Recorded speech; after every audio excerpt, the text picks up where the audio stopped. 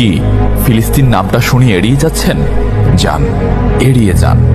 কেননা ফিলিস্তিন তো আর আমাদের বাংলাদেশ না। কোনো সমস্যা নেই, এড়িয়ে যান।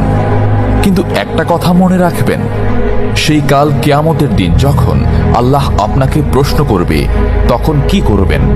কি করবেন যখন জিজ্ঞাসিত হবেন যে কেন আপনি মজলুম ফিলিস্তিনদের পাশে থাকেননি? জানি উত্তর দিতে পারবেন না, কারণ আপনার নিজেরই জানা নেই এর উত্তর কি হবে। এখন হয়তো বলতে পারেন যে আমি কি করে ফিলিস্তিনে গিয়ে মজলুমদের পাশে থাকব, কি করে এত দূর গিয়ে সাহায্য করব? হ্যাঁ, এইরকম প্রশ্ন যদি আপনার মনে উদয় হয়ে থাকে, তাহলে অবশ্যই আপনার মনে অলসতা আর বজ্রে ভরা। এই আধুনিক যুগে অস্ত্রের চেয়ে পাওয়ার হচ্ছে মিডিয়া, তাই মিডিয়ায় বেশি বেশি করে তা প্রচার করুন। হ্যাশট্যাগের মাধ্যমে প্রতিবাদ করুন। এই ক্ষুদ্র প্রতিবাদ একদিন অনেক বড় প্রতিবাদ হয়ে দাঁড়াবে।